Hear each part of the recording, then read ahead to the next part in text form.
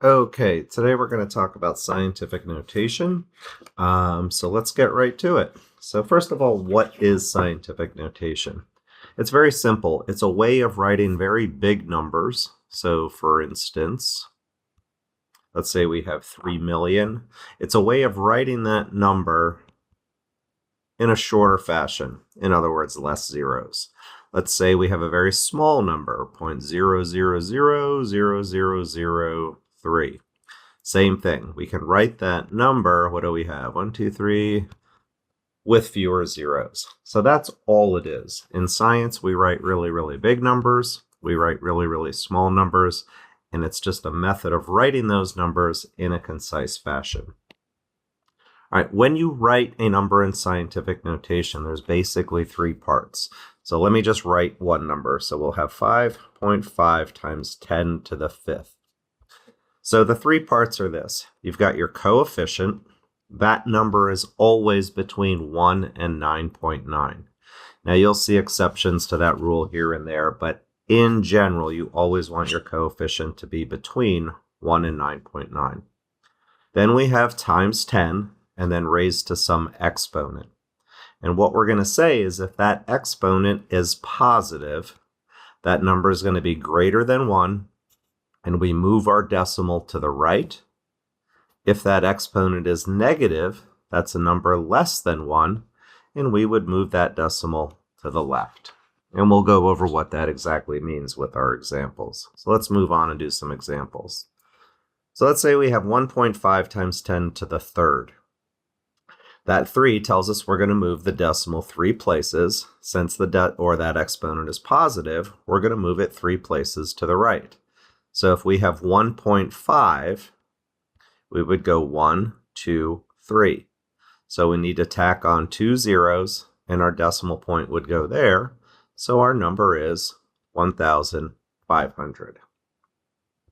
If that exponent is negative, we would move the decimal to the left. So we would go 1, 2, 3. So we need to tack on 2 zeros. 15. So we would have 0.0015. So positive exponent, number greater than 1, move the decimal to the right. Negative exponent, number less than 1, move the decimal to the left.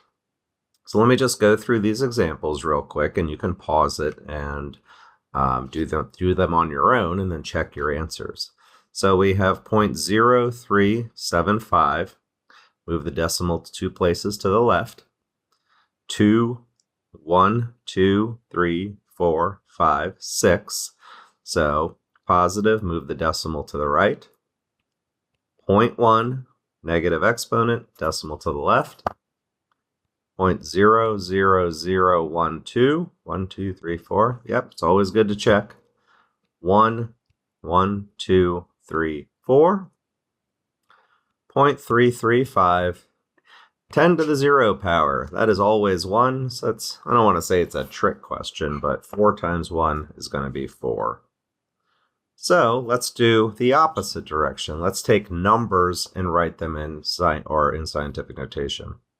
Now what you have to do is move your decimal to a place where your coefficient is between 1 and 9. So I'm going to move that decimal 1, 2, 3 places to make it 5 times 10.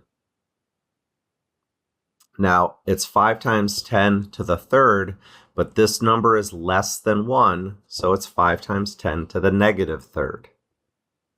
So here, we're going to move it 1, 2, 3, 4. So 8 times 10 to the fourth. But again, that number is less than 1, so it's to the negative 4. 1 million, so we would take our decimal 1, 2, 3, 4, 5, 6. So it's 1 times 10 to the sixth. 1 million is certainly greater than 1, so we leave the exponent as a positive. 1, 2, so we have 2.5 times 10 to the negative 2. 5 times 10 to the second, 1, 2. So we're going to move the decimal for this one, 1, 2, 3. So 5.05 times 10 to the third. Sorry. Always double check. And you want to include all your non-zero digits in the number. So we don't have to include that last 0, but we do have to include the 5, the 0, and the 5. 1,000 would be 1 times 10 to the third. 2.25 would be 2.5 times 10 to the negative 1. Again, number is less than 1, so our exponent is negative. 2.5 times 10 to the negative 1, 2, 3. So that's going to be to the negative third, and then 5 times 10 to the third. All right, so the best thing to do is pause this video or stop the video. Go back and do these and just remember the things that we talked about with moving the decimal. And we will see you in the next video. Take care.